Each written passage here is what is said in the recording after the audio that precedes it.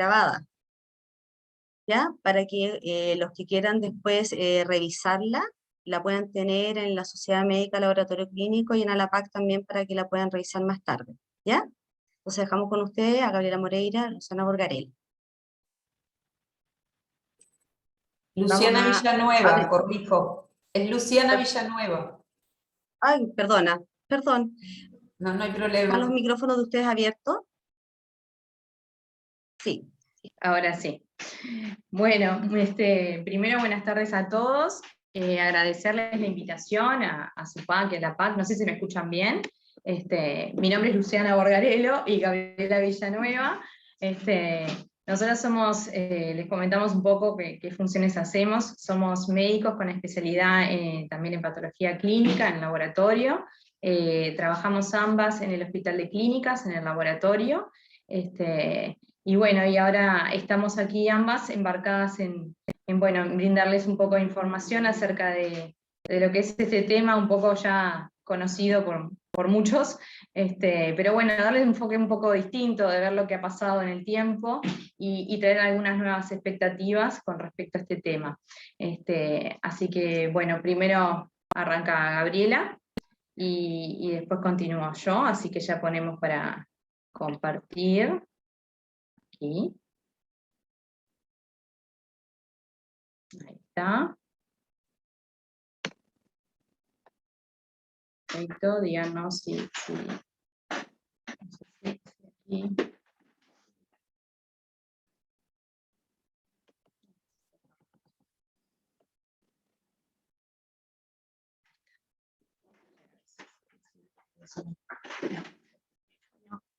Buenas tardes, mi nombre es Gabriela Villanueva y yo voy a hablar un poco de la historia de lo que fue el descubrimiento, sobre todo de lo que es la anatomía glomerular y la fisiología glomerular, y cómo eso llevó al descubrimiento de que el estudio del filtrado glomerular servía para poder definir la función renal.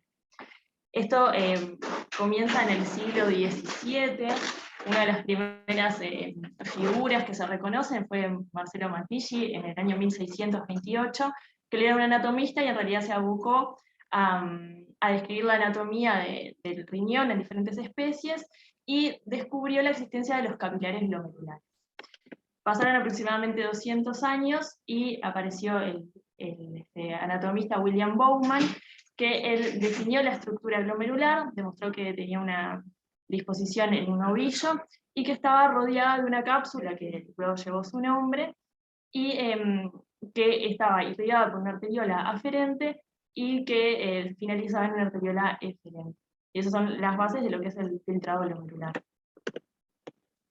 Luego tenemos a otro médico, pero este era más bien fisiólogo, que se llama Carl Ludwig, y él se abocó a estudiar cómo era la fisiología del filtrado glomerular y definió una hipótesis del ultrafiltrado glomerular.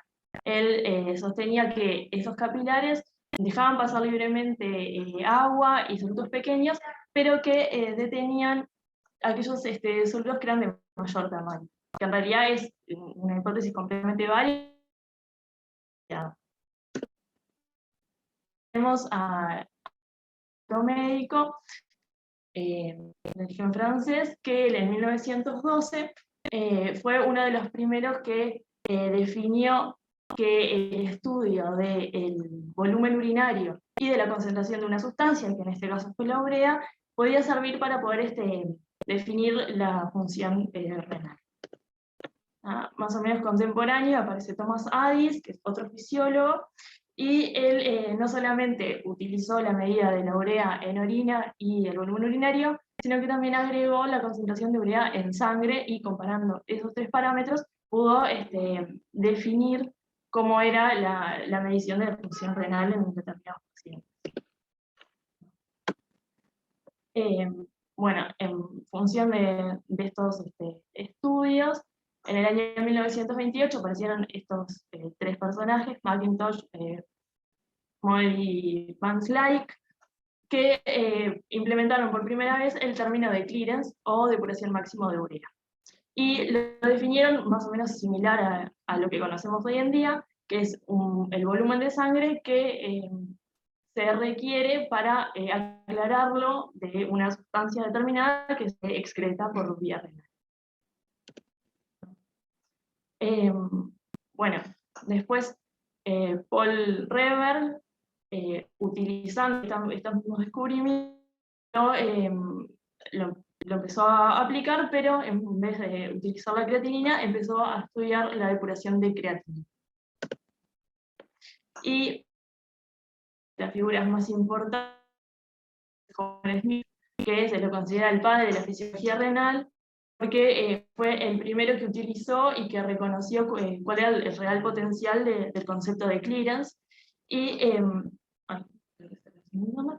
en el año 1937 empezó a definir en determinados pacientes, pero utilizando una sustancia puntual que era la inulina. Y bueno, así es que llegamos a la definición actual de clearance, que es el volumen de plasma que queda libre de una sustancia en un determinado tiempo que se mide en minutos. El clearance en realidad es una fórmula global y se pueden utilizar distintas sustancias para su cálculo, reconociendo que una sustancia que sea ideal para ello debe cumplir ciertas características. Tiene que ser filtrado libremente por el glomérulo, que no se reabsorba, ni se secreta, ni se metaboliza a nivel de los túbulos, que circule en plasma libre de proteínas, que sea fácilmente medible. Para esto tenemos varias sustancias, tanto endógenas como exógenas. De las más reconocidas de los biomarcadores endógenos está la creatinina y la urea, y de los exógenos tenemos el iotalamato, la inulina y el dioxón. Bueno, una de las primeras que se utilizó es la inulina, que la implementó Homer Smith, y que es la que se reconoce hoy como la sustancia de referencia, ya que es, cumple con casi todas las características de lo que es un biomarcador ideal. Se filtra libremente por el glomérulo, no sufre ninguna metabolización, ni secreción, ni reabsorción a nivel renal, y circula libre de proteínas. La gran desventaja es que no es fácilmente medible, tanto desde la preanalítica como desde la analítica, ya que requiere que el paciente esté ingresado, se tiene que infundir con infusión continua, el paciente tiene que estar sondado, o sea que es como bastante engorroso, y a su vez las técnicas analíticas tampoco están difundidas y son sencillas de realizar, por lo que en realidad, si bien es la sustancia de referencia, queda limitada a lo que es la investigación. Lo que utilizamos hoy en día en el laboratorio clínico es el clearance de creatinina, es lo que está más difundido, porque es la sustancia endógena que es más adecuada para esto. Tiene varias ventajas. En primer lugar, que tiene una constancia en su producción diaria, lo que hace que la variabilidad intraindividual sea bastante baja, alcanza más o menos un 6%. Tiene bajo peso molecular, por lo que filtra libremente por el glomérulo, y a su vez, la gran ventaja sobre la inulina es que su medición es sencilla y es de bajo costo. Pero igual tiene varias desventajas que la hacen no ser tan adecuada como la inulina. Una de ellas es que, bueno, es producto del metabolismo de la creatina muscular, entonces tiene una gran variabilidad interindividual dependiendo de la masa muscular de los distintos individuos. Y de hecho la variabilidad calculada por Westphal es de casi un 15%, que es muy alto. Bueno, a su vez, si bien filtra libremente por el glomérulo, también se secreta a nivel de los túbulos, y esta secreción es de más o menos un 5 o un 10% en individuos sanos, pero alcanza un 30% en pacientes que tienen enfermedad renal crónica, por lo que en realidad vemos que sobreestima el filtrado glomerular, pudiendo tener incluso filtrados que sean normales o anormales, y que está compensado esa disminución de la filtración con el aumento en la secreción de estos pacientes. Y por último, una de las grandes desventajas es que la relación entre la concentración de la creatinina plasmática y la velocidad de filtrado glomerular es parabólica. Es decir, que como se ven en el gráfico, con filtrados glomerulares que llegan casi a 30 mililitros minuto, que ya estaríamos en pacientes con enfermedad renal severa. En realidad los niveles de creatinina no están muy aumentados, están levemente aumentados, y esto hace que sea un muy mal predictor para estadios tempranos de la enfermedad renal, tomando simplemente la concentración de creatinina. Este es un trabajo que se realizó en el Hospital de Santander y que demostró justamente esto. Ellos vieron, por un lado, que pacientes que tenían niveles de creatinina normales o levemente aumentados, y que en realidad con estudios posteriores de la función glomerular y estudios anatómicos, determinaron que tenían ya una insuficiencia renal establecida. Y si se basaban simplemente en la concentración de creatinina, en realidad eran pacientes sanos. Y a su vez, por otro lado, también encontraron algunos pacientes que tenían sí leves aumentos de la creatinina plasmática, pero que no superaban 2-3 miligramos de decilitro, y que sin embargo presentaban filtrados glomerulares menores de 30 mililitros minuto, o sea que tenían una enfermedad renal severa ya establecida. Pero bueno, a su vez, otra de las desventajas es que, si bien es fácilmente medible, hay varios métodos de medición que tienen como diferentes rendimientos. El primero que surgió, que es el que se determina como método de referencia, es la cromatografía gaseosa acoplada a espectrometría de masa por dilución isotópica, IDMS a partir de ahora, y es el método de referencia ya que es el que tiene mayor especificidad y menor coeficiente de variación. Sin embargo, está reservado a la investigación porque es imposible de implementar a nivel clínico. Es por esto que surgieron otros métodos. El primero de ellos fue el método colorimétrico, que se denominó reacción de Jaffe en el año 1886, que es una técnica colorimétrica de punto final, en la que la creatinina reacciona con el ácido pícrico en un medio alcalino, y se forma un complejo coloreado, que es el complejo de Janowski, que se mide su absorbancia a 510 a 520 nanómetros, y eso es directamente proporcional a la concentración de creatinina en la muestra. Si bien es una técnica que es sumamente sencilla y económica de realizar, tiene la gran desventaja de tener una baja especificidad, ya que tiene muchos interferentes, tanto positivos como negativos. Los positivos son porque hay determinadas sustancias que pueden reaccionar también con el ácido pícrico, funcionando entonces como pseudocromógenos y dando falsas elevaciones de la creatinina. Y las más reconocidas son las proteínas y la glucosa. Y a su vez presentan interferentes negativos, principalmente la bilirrubina, que lo que sucede con ella es que en el medio alcalino, que es el medio en el que se da la reacción, se oxida a biliverdina, y esto genera un complejo coloreado que disminuye el color del complejo de Janowski, por ende genera unas disminuciones falsas del nivel de creatinina. Conociendo estos interferentes, es que se realizaron determinadas modificaciones a nivel de esta técnica, que mejoraron en cierto modo la especificidad de la misma, y lograron que el método de Jaffe compensado o modificado sea trazable al método de referencia. Estas modificaciones fueron, primero, que se utilizaron desproteinizantes, que eso disminuye un poco la acción de las proteínas como pseudocromógeno. A su vez se cambió la medición, pasó de ser de punto final a ser cinético, y esto sirve ya que la mayoría de los pseudocromógenos actúan al final de la reacción.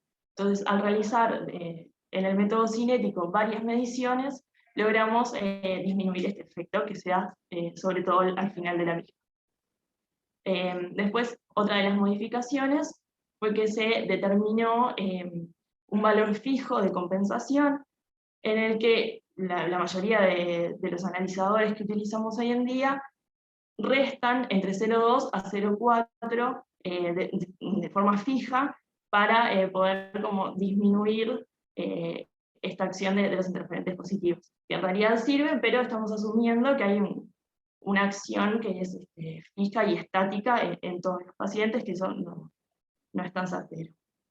Y por último, tenemos que se utiliza un blanco de muestra, que esto lo que hace es disminuir la acción de la bilirrubina, pero siempre y cuando la bilirrubina esté por debajo de los 10 miligramos de cilitro. O sea, por encima, este efecto no logra compensar su acción. Y bueno, como en realidad, si bien mejoró el rendimiento, no logró del todo sortear estos obstáculos, es que se desarrollaron los métodos enzimáticos, que sí mostraron más especificidad y mayor comparabilidad con el método de referencia. Estos no tienen interferencias por los pseudocromógenos, porque no es un método colorimétrico, y con la bilirrubina son mucho más tolerantes, incluso hasta 25 o 30 miligramos de cilitro no se ven afectados por la misma.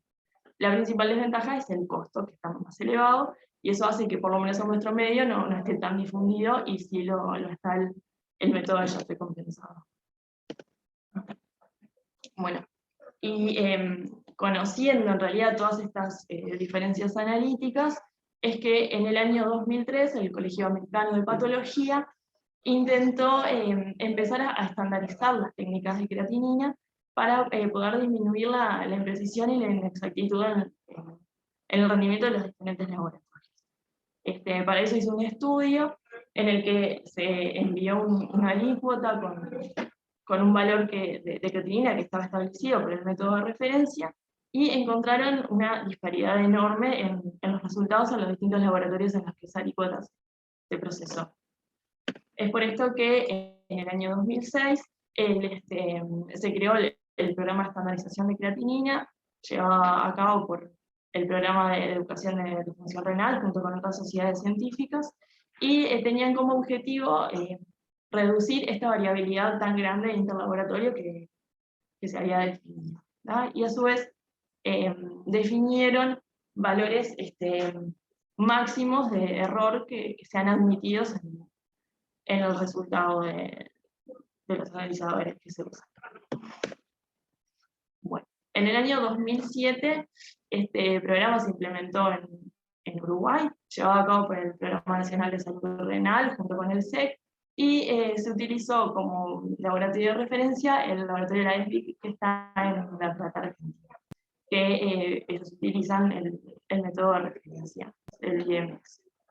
Para esto se genera un pool de suero humano al que se le agregó creatinina de concentraciones diferentes en 3 niveles, bajo, medio y alto, y se realizaron 3 envíos en marzo de 2008, noviembre de 2008 y agosto de 2009, y se enviaron esas muestras tanto a los laboratorios clínicos que fueran voluntarios en nuestro país y al laboratorio de referencia. Bueno, ellos encontraron en la primera entrega una gran disparidad en los resultados, entonces empezaron a hacer jornadas educativas para poder disminuir los errores que se generaban en todo el procesamiento, y también lograron identificar que algunos laboratorios podían implementar un factor de corrección que acercaría lo que es el error total a un valor más aceptable. Y vieron, evaluando los resultados en las distintas entregas, que se generó una mejoría del error en todos los laboratorios, y por ende la mayoría de ellos lograron tener una técnica que es trazable a la técnica de. Y bueno, como para resumir un poco lo que fue la historia hasta hoy del estudio del filtrado glomerular, vemos que ha ido mejorando el conocimiento y el rendimiento de los métodos diagnósticos hasta la fecha, y que si bien el método enzimático tiene un mejor rendimiento, el método de YAFE compensado ha logrado desde el programa de estandarización de creatinina ser útil y efectivo a la hora de implementarlo en la práctica diaria. Muy bien. Continúo yo ahora. Bueno, entonces eso más o menos fue la historia de todo lo que ha pasado desde el glomérulo hasta ahora, para tratar de ir comprendiendo un poco cómo llegamos hasta hoy en día. Entonces, bueno, continuar un poco con el presente, o cómo nos vamos aproximando a lo que hoy en día conocemos, ¿no? Entonces, medio como para y repasando, ¿qué es el filtrado glomerular? Porque todas estas fórmulas y toda la CREA y toda la cuestión que hasta ahora Gabriela venía hablando era ¿para qué? Para obtener un filtrado glomerular. ¿Y por qué me interesa tener un filtrado glomerular? Porque es la mejor aproximación a la función renal global. ¿Tá? Es decir, es por lo que yo tengo que obtener para decir este riñón cómo está funcionando. ¿Y cómo puedo obtener ese filtrado glomerular? Y bueno, grande, tenemos dos formas de obtener el filtrado glomerular. O lo medimos a través de los clearance de una sustancia, ya sea endógenas o exógenas, que llamaremos biomarcador renal, o estimándolo, que eso es a través de fórmulas diversas que bueno, permiten hacer una aproximación a lo que sería el filtrado glomerular. Entonces, ¿por qué es útil el filtrado glomerular? Y bueno, porque es para la detección y estadificación de la enfermedad renal crónica, para monitoreo de la enfermedad ya establecida, ¿sí? Renal crónica, para predecir el punto en el cual se va a requerir una terapia de reemplazo renal, y también para dosificación de medicamentos que tienen una vía de excreción casi exclusiva a nivel renal. Por todo esto y muchas cosas más es que uno se interesa en por qué quiero yo obtener un filtrado glomerular. Y bueno, y es ampliamente conocido que el nivel de creatinina sérica, el nivel de creatinina sérica es el analítico más ampliamente utilizado en la práctica para llegar a obtener un filtrado glomerular. Entonces, como dijimos hace un rato, yo lo puedo medir o lo puedo estimar. Y para medir cuál es lo que yo manejamos o lo que más ampliamente está difundido, como ya lo mencionó Gabriela, es clearance de creatinina, que es un procedimiento más difundido, ¿sí? A nivel mundial, diría yo, ¿tá? Para medir el filtrado glomerular. Sin embargo, también es conocido que la medición del clearance, ¿sí? De creatinina de 24 horas se afecta por muchas variables, desde un volumen incorrecto de juntado de orina y otros inconvenientes, ya sea los involucrados a la creatinina o a su medición. En fin, no es lo más ideal, pero es con lo que contamos hoy en día. Entonces, por todas estas limitaciones del clearance de creatinina y de la creatinina en sí, es que uno intenta, bueno, se intentó no solo tanto medirlo, sino tratar de estimarlo y tratar de, bueno, vamos a tratar de superar las limitaciones que nos da la medición del filtrado glomerular y vayamos a estimarlo. ¿Y cómo lo podemos estimar? Y bueno, a través de ecuaciones. Y en el largo de estos últimos años, muchas ecuaciones se han descrito y más de 70 ecuaciones se han hecho públicas, ¿sí? Estas ecuaciones, lo que es, en el correr del tiempo, han aumentado en su complejidad matemática, que involucran exponenciales y logaritmos, que en realidad casi todos tienen como constante la creatinina y otros factores correctivos como el sexo, el peso, la etnia, ¿sí? Entonces, vamos a ver un poco lo que ha sido la evolución de lo que son las fórmulas, ¿sí? Para estimar el filtrado glomerular.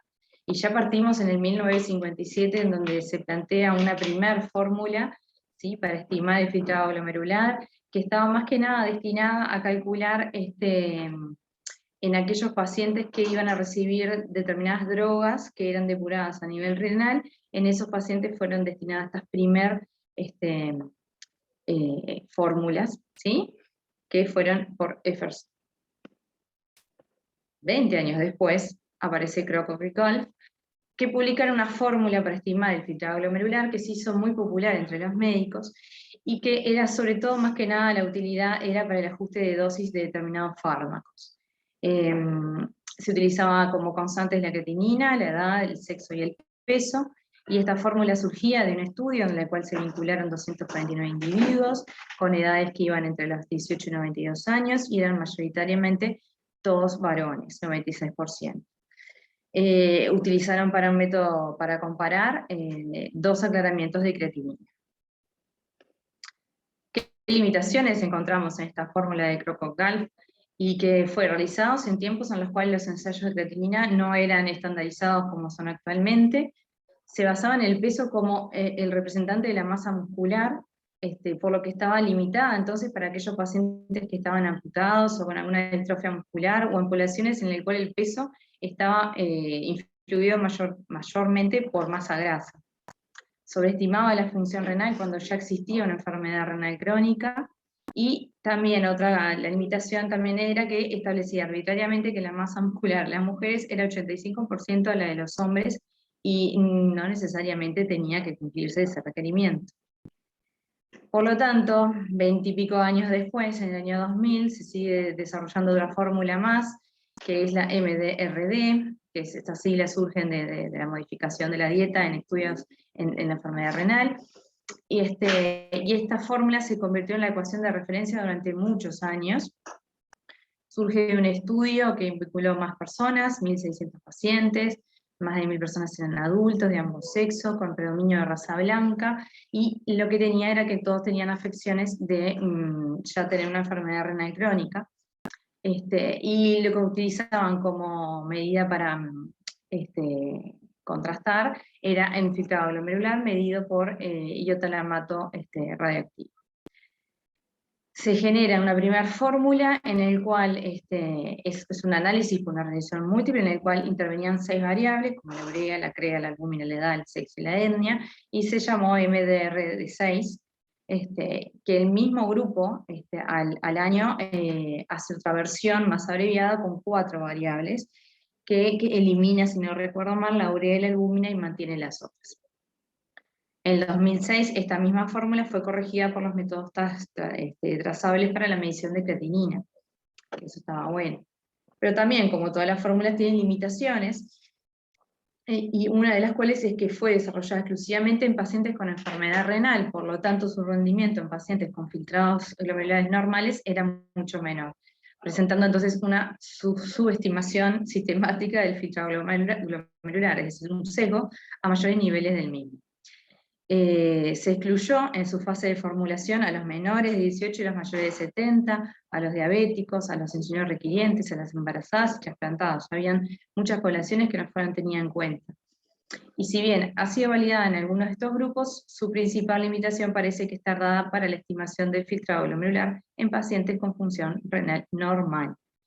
Esta fórmula es más que nada en esos pacientes que uno estima que el filtrado glomerular está más bien bajo. Pues entonces siguieron evolucionando y sacaron más fórmulas, y entonces en el 2009 se publica CKDEPI por el grupo colaborativo CKDEPI.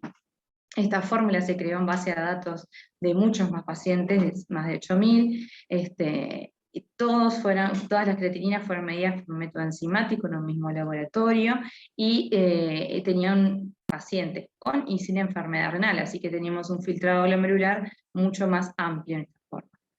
La fórmula creada se comparó con el Clínico de iotalamato y mostró mejor rendimiento que la MDRD para los valores de filtrado glomerular mayor a 60, que era la gran limitante de esa otra fórmula, de la MDRD. Y para los filtrados menores a 60 mostró un rendimiento similar. También tiene múltiples variables, aquí tenemos también sobre todo el sexo, la raza, la edad.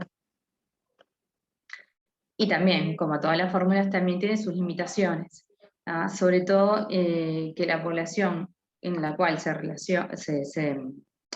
se hizo el estudio para obtener la fórmula tenía niveles de filtrado glomerulares más altos y que no era muy representativa de la población general. Es decir, pocos participantes fueron mayores de 70 años, había minorías raciales, y el 87% de los pacientes en el grupo de estudio eran menores de 65 años, por lo que el rendimiento de CKDEPI en la población adulta mayor pudiera estar limitado. A su vez, existían datos incompletos sobre determinados grupos de pacientes, sobre los diabéticos o agentes inmunosupresores en los trasplantados, o las medidas de las masas musculares, o qué medicamentos podían afectar a la creatinina sérica. Sin embargo, las variables que utiliza son disponibles y fácilmente de evaluar. A su vez, esta CKDEPI tiene un sesgo menor que MDR, como ya lo dijimos, para los filtrados mayores a 60.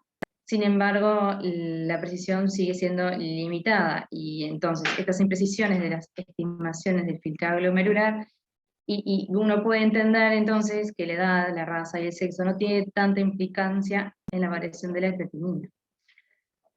Entonces, en suma, la CKDEPI no supera las limitaciones de la creatinina sérica como marcador de filtración endógena. es como que ninguna de las fórmulas termina siendo excelente, siempre todas tienen determinadas limitaciones, pero igualmente CKDPI está siendo recomendada, por ejemplo, en las guías CADIGO del 2012, que son las guías para evaluación de la enfermedad renal.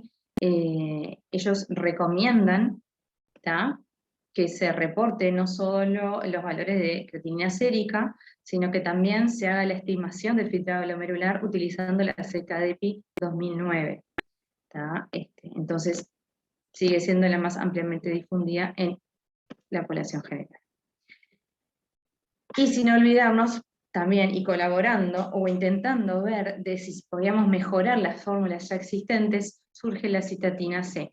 Desde 1985 ya estaba planteado como un marcador de función renal, y desde entonces se han publicado varias fórmulas en las cuales se relaciona la cistatina, incluso con la creatinina, e incluso con otros marcadores más, como las proteínas beta-traza o la beta-2 microglobulina, y en realidad no llega tampoco a ser una fórmula que digas, esta es la fórmula con la cual puedo tener una buena precisión para mi filtrado glomerular. Ninguna llega a completarse del todo. Brevemente para repasar, que la cistatina es una proteína de bajo peso molecular, inhibidor de la cistina proteasa, sintetizada por todas las células nucleadas, que tiene una tasa de producción relativamente constante. Las concentraciones parecen no estar afectadas por la masa muscular, la dieta o el género, como es la creatinina. Se filtra libremente en el glomérulo, luego se reabsorbe y se metaboliza a nivel del túbulo proximal y eliminándose por completo de la circulación.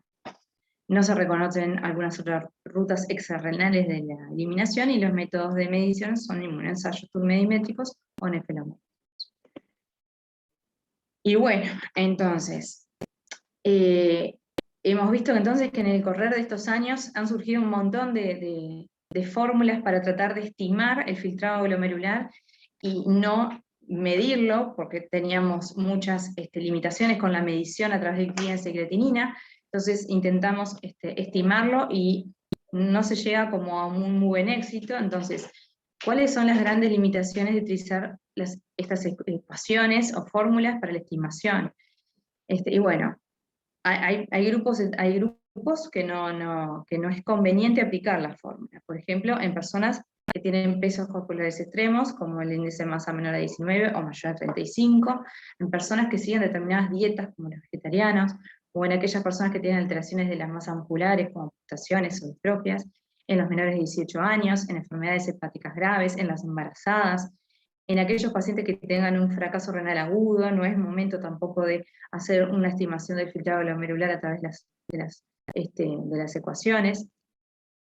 En aquellos pacientes que son potencial donantes de riñón, no sería como la más indicada hacer el cálculo de su filtrado a través de las fórmulas, y también para hacer el ajuste de dosis de fármacos con elevada toxicidad y eliminación renal tampoco serían las más adecuadas. Por lo tanto, nos pusimos a investigar, un grupo de investigadores europeos, que ya los voy a nombrar muy a menudo ahora en el resto de la presentación, se pusieron a investigar un poco lo que había sido toda la evolución de estas fórmulas, y a criticarlas y ver un poco la evolución de ellas mismas. Entonces, ahí trajimos el artículo en el cual hacen crítica de todo esto. Entonces, ellos lo que ven es que el rendimiento de las fórmulas modernas para la estimación del filtrado glomerular no ha mejorado sustancialmente desde la primera ecuación descrita en 1957, e incluso con algoritmos complejos, e incluso con la cistatina. ¿Tá? Por lo tanto, la confiabilidad de estas ecuaciones sigue siendo un tema de debate. ¿Tá? Y bueno, ellos lo que utilizan para decir, bueno, sí, es confiable, no es confiable, es precisa, no es precisa, utilizan un estadístico que es el P30. Entonces, el parámetro más utilizado con frecuencia para evaluar el rendimiento de las ecuaciones de estimación del filtrado glomerular, es el P30, que lo que hace es define el porcentaje de estimaciones del filtrado que caen dentro de un más o menos 30%, que sería el filtrado medido. ¿Sí? Vamos a ver si después se logra entender un poco. Por ejemplo, acá tenemos una cantidad, el mismo grupo, ¿no? Publica una cantidad de estudios que se fueron hechos en los últimos años, en los cuales se comparan diversas fórmulas, CKD, MDR, lo comparan contra la medida, una medición, ¿sí?, del filtrado glomerular con gol estándar, por ejemplo, inulina, o marcadores exógenos como ioxol, iotalamato o el cromoerta. Es decir, con fórmulas medidas y que son confiables. Entonces ellos comparan esas mediciones del filtrado glomerular con las estimaciones y encuentran diferencias. Encuentran que, por ejemplo, acá yo les fui marcando algunas en rojo, que lo que marcan es que, por ejemplo, acá tenemos entre un 30 y un 45% de los pacientes caían por fuera de ese más menos 30 que se había medido con, por ejemplo, en este caso, con el ioxol, ¿sí? Y tenemos acá 10-25% cae por más allá del más menos 30, 15-30%, de acá llega hasta un 55%, es decir, realmente ellos vieron que había una gran diferencia entre lo que era el medido con respecto al estimado. Entonces acá es para que un poco se entienda un poco el concepto de lo que es esto.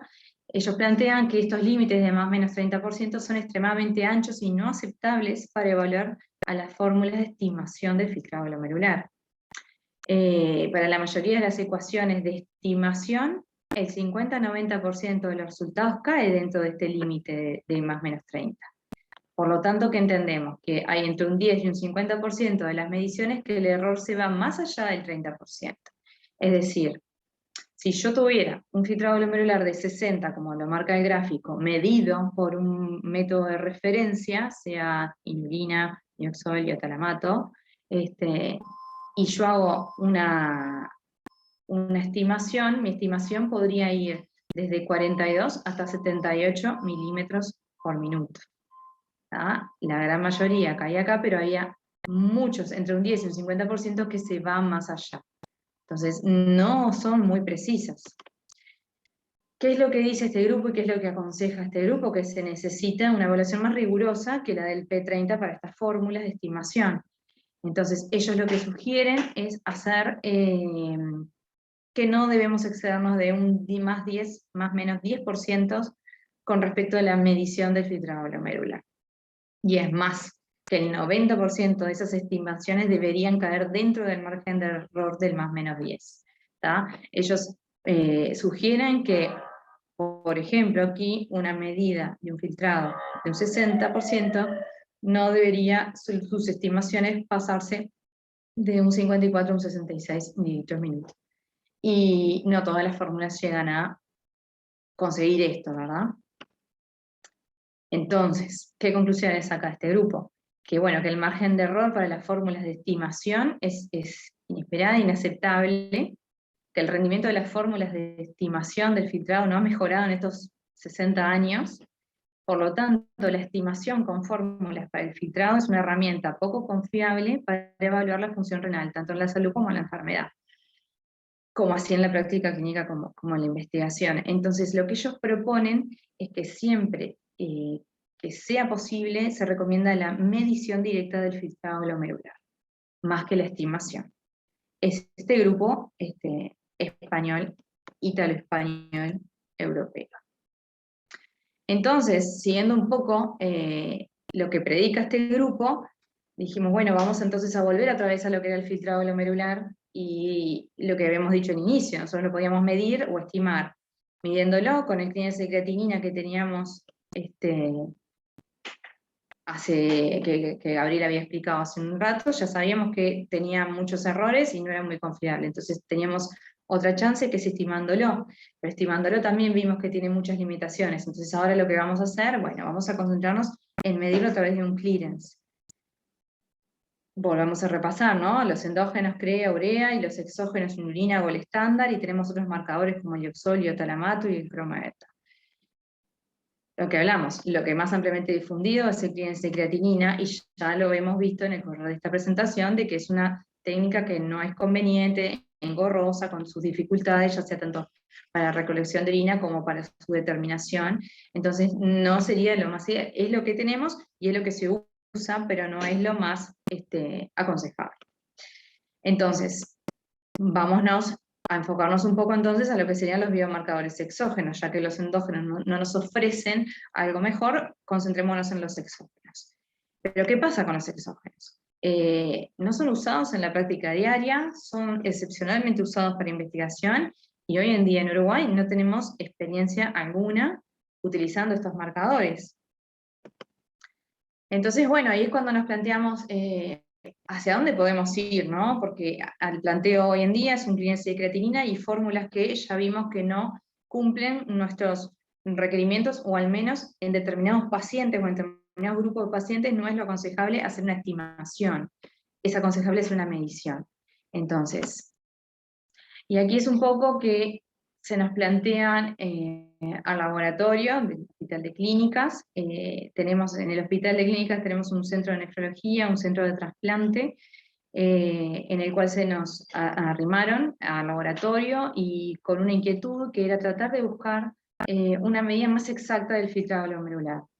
En este centro de trasplante hacen trasplante intervivo, por lo tanto tenían que ofrecerle a ese paciente que iba a donar su riñón una cierta seguridad de que si yo voy a donar un 50% de mi función renal, quiero estar seguro de lo que ese 50% que me resta sea un buen 50%. Entonces, imagínense que con lo que contaban los nefrólogos, clínica de creatinina, fórmulas. Es un grupo como ideal para hacer una buena medida. Entonces nos pusimos a trabajar en ello. Entonces ahí es cuando entramos en contacto con este mismo grupo que hizo las críticas correspondientes a las fórmulas. Ellos ya planteaban desde hace mucho tiempo que el dioxol, que era uno de los marcadores exógenos, era una buena alternativa a la inulina, que ya como dijo Gabriela, la inulina es algo que se usa en investigación y es engorrosa. Y estamos hablando, acá tenemos a las mismas personas que estaban en el grupo anterior, estamos hablando de que ya en 1995 ya planteaban esto, no es algo tampoco tan nuevo. Acá ya nos fuimos a la actualidad y ya en el 2016 este mismo grupo de gente siguió trabajando y acá ya están planteando que el clínico de dioxol como un buen marcador de filtrado glomerular. ¿Qué es lo que marca, qué es lo que dicen ellos? Que bueno, que el dioxol es un agente de contraste no iónico, que puede ser, es un reemplazo como ideal de la inulina, que se puede usar también en muchos grupos de personas, que es de bajo costo, y que lo más bueno de todo esto es que incluso en Suiza tienen un control de calidad para el clínico de dioxol. También 2016, el mismo grupo de trabajo nos sigue diciendo lo que recién comentamos, que se puede aplicar esta medición en muchos grupos de personas, cirróticos, obesos, trasplantados renales, en fin, y que esta medida del dioxol tiene muchísimas ventajas, es barata, es estable, es como maravilloso. Entonces, en base a este grupo dijimos, bueno, vamos a investigar qué es el dioxol, cómo lo conseguimos, qué hace, qué no hace, y bueno, el dioxol conocido a nivel del mercado, el nombre comercial Omnic Packet 300, es un medio de contraste que hoy en día se utiliza para los estudios de imagenología, es una droga que es iodada, no radioactivo, de bajo costo, disponible al menos en el mercado uruguayo y supongo que a nivel de Latinoamérica también debe ser de iguales características, y lo importante es que tiene una tasa extremadamente baja de efectos secundarios, porque uno cuando piensa en un medio de contraste y que es iodado, piensa enseguida en las reacciones adversas que pueden surgir de ello, y bueno, tiene muy baja tasa de efectos secundarios, y este mismo grupo presenta en el 2018 la seguridad del dioxol en 25 años de experiencia. Los mismos personas, los mismos investigadores. Ellos exponen en este artículo que en más de 15.000 filtrados medidos con dioxol, solo tuvieron una reacción adversa y fue una urticaria, y que simplemente con medicación intravenosa se solucionó.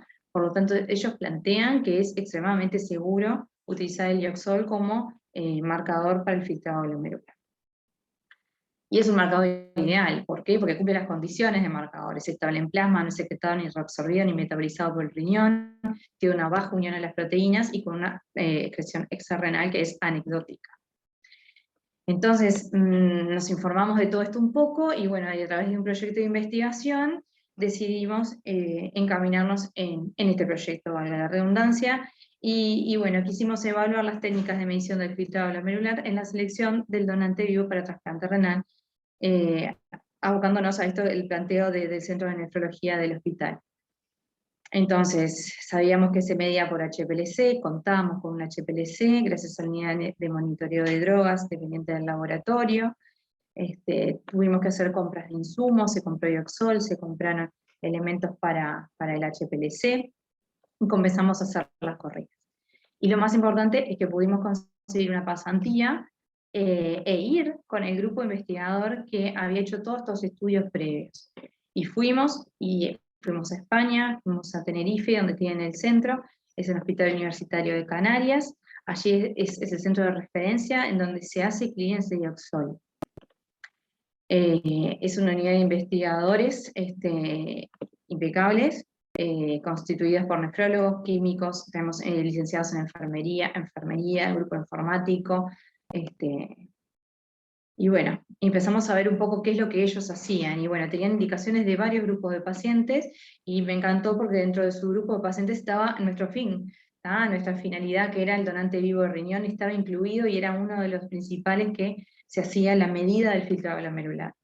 Ellos tenían una preanalítica simple en el cual se le firmaba un consentimiento informado explicándole todo el procedimiento, el paciente llegaba a la unidad y se ingresaba como una unidad hospital del día. Habían 3 protocolos que dependían un poco de cuál era su filtrado glomerular previamente estimado, pero el protocolo podía ir desde 4 horas hasta 8 horas dependiendo de ese filtrado previo. De la recolección de muestras, ellos utilizaban 2 formas, ya sea en plasma, en tubos de ETA, o a través del DSB, que es el Dry Blood Spot, que es un filtro de papel en el cual es por función digital, se toma una muestra con un capilar y se coloca en el filtro. Obviamente esto último, el DBS es como el más boom, porque es menos engorroso para el paciente, menos molesta para el paciente, y pensando que muchos pacientes tienen ya afecciones renales, con su gran cuidado del caudal venoso, las funciones digitales favorecen muchísimo esto. Ellos lo que hacían en su analítica, hacían una extracción del Ioxol, ya sea del plasma o del DBS, determinaban esa extracción por el HPLC y se hacía el cálculo del clearance de Ioxol. Y con toda esa información nos vinimos para nuestro querido hospital, hacia Uruguay, e intentamos implementar este clearance de Ioxol. Y bueno, empezamos a repasar todo lo que ellos nos habían contado acerca de si lo podíamos cumplir o no, y bueno, los donantes vivos lo teníamos gracias al Centro de Nefrología que tenía todo, ellos nos daban todo el apoyo necesario. Con respecto a la preanalítica, teníamos un consentimiento informado, que teníamos el aval del Comité de Ética del Hospital de Clínicas, que le damos a los pacientes. El paciente ingresaba a la unidad de nefrología en el Hospital del Día del piso 14, del Centro de Nefrología. Y bueno, y siempre contábamos con parte también de lo que el aval del Comité de Ética nos pidió, que tuviéramos también una seguridad hacia el paciente por todos los efectos adversos, que lo cumplíamos. Los 3 protocolos lo podíamos seguir perfectamente. De lo que era la preanalítica, la toma de plasma o el DBS, y bueno, para el plasma teníamos todo, para DBS fuimos incorporando en el correo del tiempo, tuvimos que hacer compras de insumo, de Vortex, de capilares, del papel de filtro, una cantidad de insumos. Con lo que respecta a la analítica, teníamos que hacer la extracción del Ioxol, que lo que hacíamos eran diferentes, ya sea plasma o en el DBS. En el plasma hacíamos una precipitación con ácido perclórico, Vortex, centrífuga, sobrenadante, se ponía en el HPLC. Es decir, era bien simple. Y en el Ioxol en DBS simplemente teníamos unos pasos previos, que era bueno, el corte del papel de filtro, también la precipitación con el perclórico, y lo único que teníamos que agregarle ahí era un baño ultrasónico para tratar de liberar todo el Ioxol del papel de filtro. Pero lo podíamos hacer. Con respecto a la analítica, el HPLC contábamos con él, teníamos una fase móvil muy sencilla de hacer, en la cual se utilizaba agua y acetonitrilo, que se le llevaba un pH ácido, se filtraba y se almacenaba a temperatura ambiente, y la fase estacionaria, que eran las columnas C18.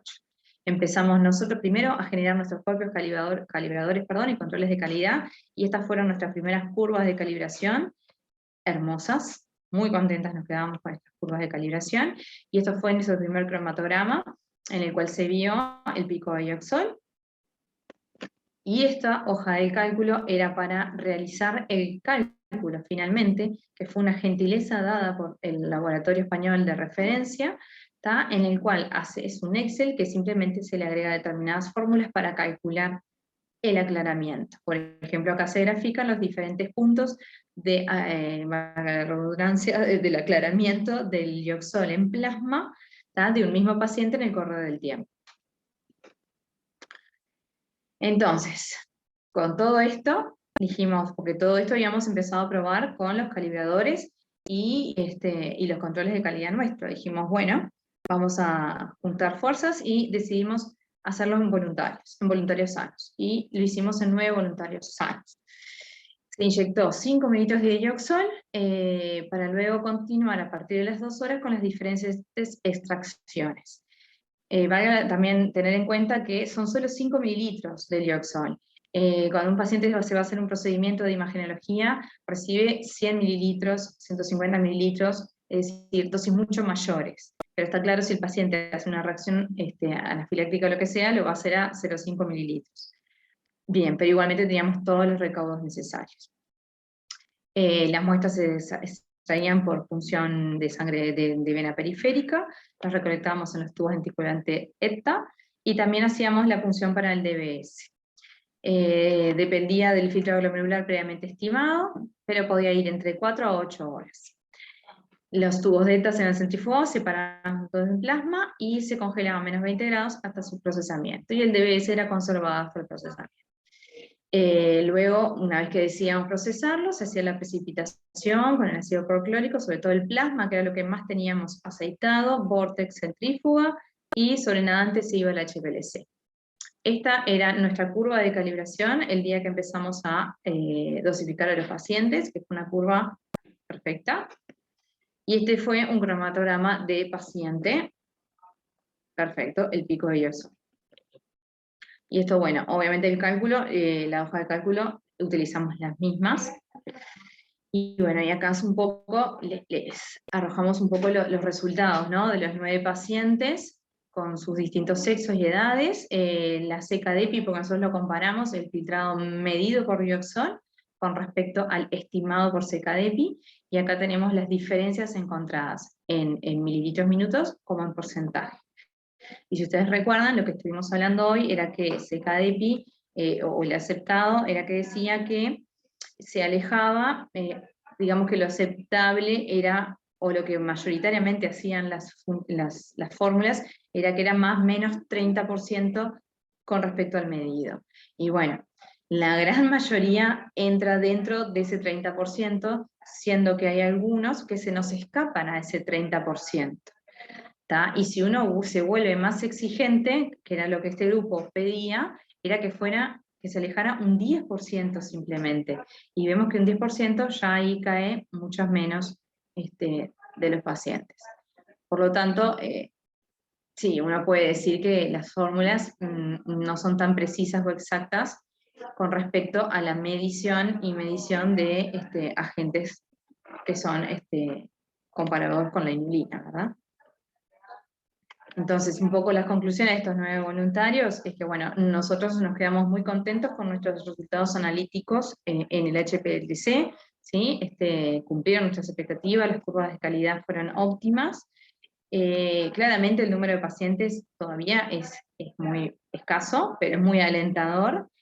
Todavía continuamos trabajando con el DBS y todavía continuamos trabajando con la validación del laboratorio europeo, que totalmente abierto a hacer validación con nosotros, y que nosotros seamos también un centro de referencia para la medida de clearance de Yoxol.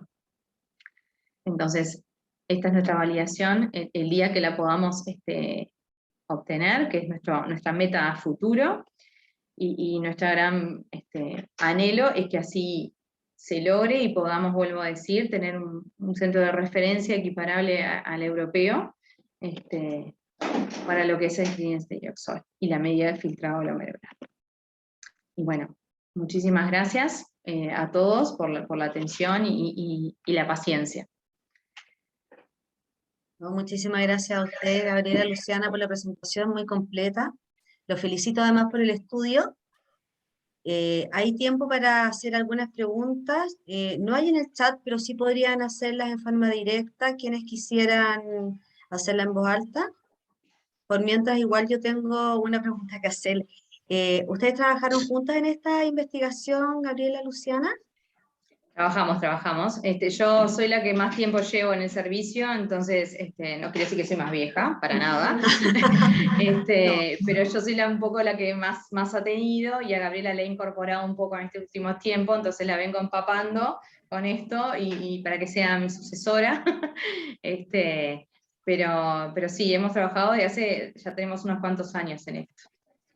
Igual todo cuesta, pero igual nosotros estamos contentos porque es como muy alentador los resultados, y de a poquito lo que hemos conseguido nos da como impulso para seguir y no detenernos. No, de verdad, felicitaciones. Oye, una pregunta. ¿La HPLC, esta quisiera técnica hablar, sale muy cara? Ah, doctor Walter. Bueno, felicitaciones por la presentación. Fue una puesta a punto muy buena de todo. Lo importante es a este punto final que vamos llegando, que es poder tener en Latinoamérica referencia para esos tipos de pacientes muy particulares, que necesitamos tener lugares de referencia para poder evaluar bien su función renal, su filtración glomerular. Y tenerlo, este centro de referencia, y después extenderlo a toda Latinoamérica. Sería bueno que toda Latinoamérica planteada en que está en el estudio del filtro, y si con depuración lo están estudiando en algún otro lugar en Latinoamérica. Sería muy importante para formar ese grupo de trabajo de toda Latinoamérica y seguir aportando la información global con un área que ya sabemos que desde Uruguay lo están haciendo como referencia para todo ese trabajo. Y después queda el otro tema, es en la práctica clínica diaria, cómo lo seguimos manejando, porque ese va a seguir siendo muy diferencial en cada uno de los países y con sus aplicaciones de acuerdo a las relaciones que tenemos entre los patólogos clínicos, los bioquímicos clínicos y la medicina general, la comunitaria y los nefrólogos. Entonces, queda esa pregunta de cómo nos vamos acercando mejor al estudio en cada momento, porque no es por fórmula, ya hemos visto, se utiliza mucho igual, pero no es por fórmula. ¿Cuáles van haciendo? Y eso es de una evaluación futura, porque siempre tenemos que tener presente la práctica clínica habitual y la práctica clínica de referencia que marca este futuro de ese muy buen trabajo y muy buen desarrollo del estudio hacia pacientes muy particulares que es necesario tenerlo. Eso es lo que quería comentarles, Borgarello. ¿Cómo se llama la compañera? Gabriela Villanueva. Muy bien. Pero excelente. Muchas gracias excelente. Sus palabras, profesor. Nada, obviamente las fórmulas se utilizan en la práctica, ya digo, como lo comentamos, las CADIGO, que son las guías que utilizan los nefrólogos, ellos mismos aconsejan utilizar la CKDEPI. Pero está claro que en determinado grupo de pacientes es necesario tener algo más que una CKDEPI, es necesario tener más que un clearance de creatinina, y ahí es donde surge esta necesidad de poder llegar un poco más, o poder ser un poco más preciso, porque realmente les ha pasado de pacientes que han donado su riñón a un familiar y terminan ellos mismos en enfermedad renal crónica por no haber tenido una buena evaluación de su filtrado previo a la donación. Entonces, ahí es que es muy importante esa información, muy importante. Felicitaciones. Muchas gracias. Igualmente, también comentarles que el Dioxol hoy en día es un fármaco que está por la FDA visto como un marcador, visto como un medio de contraste que se utiliza para estudios de imagen. Este mismo grupo europeo con el cual estamos vinculados y trabajando, se está poniendo en campaña de tratar de que el filtrado glomerular sea parte de la indicación de lo que sería el Dioxol. Porque hoy en día todas estas mediciones se hacen en el marco de un proyecto. ¿Por qué? Porque no está avalado por la FDA que el Dioxol se utilice para filtrado. Entonces, en Europa ya están queriendo que esto se implemente como, bueno, el día que esté en la FDA, ahí lo ponemos, así como sale la cría de la glicemia, sale un clearance de Dioxol. No sé si tanto así, pero bueno, por lo Todo menos llega. plantearlo como Todo una... llega, todo llega. María Jesús, Víctor Muchas quiere gracias. hacer una Sí, pregunta. Víctor Hugo quería comentar algo. Víctor Hugo Hola, Luna. ¿qué tal? Sí, gracias. Bueno, más que nada era pues, la felicitación por la investigación que hicieron. Se ve que le invirtieron bastante tiempo y fue bastante trabajo. Nosotros aquí en el laboratorio, pues, más otros laboratorios que nos referencien, pero nosotros empezamos a utilizar la cistatina precisamente por el problema que mencionabas de la nosotros también tenemos el problema extra de que nosotros no colectamos la muestra. Entonces se volvió un problema preanalítico muy grande, pero sí, muchas veces nosotros no tenemos en cuenta también la recolección de muestra de la orina de 24 horas, pudiera ser, que se le deja al paciente y muchas veces a los médicos es a los que se les olvida darle el seguimiento de cómo se está recolectando la muestra también, y eso influye bastantísimo. Nosotros en el laboratorio teníamos mucho error en esa parte de la prueba hasta que decidimos, ¿sabes qué? Vamos a ser más estrictos en la recolección, vamos a rechazar todas las que no lleguen las condiciones estándar, pero aún así había cierta discrepancia por el hecho de que esa muestra muchas veces se va a casa del paciente, ¿no? Cistatina C, y está como, y a mí se me hizo eso, ¿no? Estamos buscando algunas soluciones y pues más que nada ese era mi comentario, una felicitación. Muchísimas gracias. Se escuchó medio cortado, no quiero ser, pero sí, es todo, es engorroso, la recolección de la orina 24 horas es uno de los grandes problemas. Claro. Incluso en el hospital nuestro han llegado a ingresar a los pacientes 24 horas para hacer una correcta recolección de la orina 24 horas, ya que el clearance de creatinina daba muy dispar en repeticiones, entonces se cree que el paciente no recolecta en forma adecuada. Eso encarece Exactamente, harto es un también problema. el manejo y el diagnóstico de la insuficiencia renal, o la valoración de la filtración glomerular. Ya unos minutitos para hacer alguna otra pregunta.